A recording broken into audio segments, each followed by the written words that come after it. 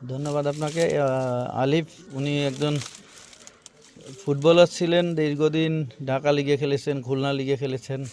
হঠাৎ করে অসুস্থ হন নাই উনি, আরও 2-3 বছর আগে থেকেই অসুস্থ আমি জেনেছি। আরও 2-3 মাস আগে আমার ছেলে বাগেরহাটে এসে কিছুদিন ছিল, সেও এই আলিফের উনি বাচ্চাদের স্টেডিয়ামে ফুটবল আসলে ট্রেনিং করান বা উনি কোচ হিসাবে ট্রেনিং করান, আমি দেখেছি ওনাকে। তখনও শুনছিলাম যে উনি অসুস্থ, কিন্তু তারপরেও তিনি মোটামুটি সুস্থ ছিল। সেই অবস্থায় দেখছি স্টেডিয়ামে বাচ্চাদের নিয়ে ফুটবল আসলে শেখানোর চেষ্টা করছেন বা কোচিং করছিলেন।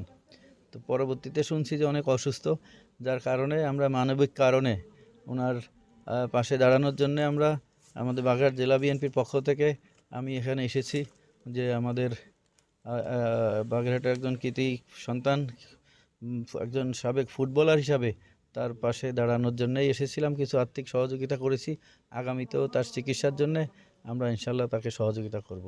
আমি সাবেক একজন ফুটবল প্লেয়ার, বাগেরহাট জেলা দলে দীর্ঘদিন খেলেছি, ক্যাপ্টেন্সিও করছি, আমি ঢাকা লিগও খেলেছি অনেক। মানে চিটাগাং বাংলাদেশে এমন কোনো জায়গা নেই যে আমি ফুটবল খেলিনি। তো এখন আমার আমি বর্তমানে বাগেরহাট স্টেডিয়ামে কোচের দায়িত্ব পালন করি। আমার একটা একাডেমি আছে ছেলেমেয়েদের প্র্যাকটিস করা স্টেডিয়ামে। এই অবস্থায় আমি এখন মানে ক্যান্সারের 2019 সালে আমি অসুস্থ হই। চিকিৎসা নিয়ে একটু সুস্থ হওয়ার পরে সব কিমো দিতে পারিনি, আর্থিক অবস্থা খারাপ বিধায় বর্তমান সময়ের আমার অবস্থা এখন ক্যান্সারে তো খুব খারাপ অবস্থা।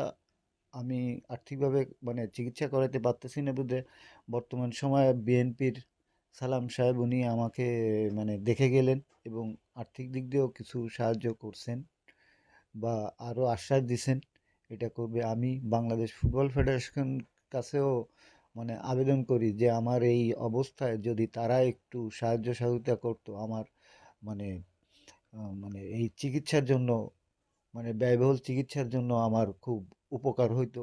তো নতুন এবং ফিরে আসা গ্রাহকদের জন্য নগদে চলছে ক্যাশব্যাক সহ প্রতিদিন হাজারো উপহার জেতার সুযোগ। হবে আশা আর ফেরা, সারপ্রাইজ সেরা।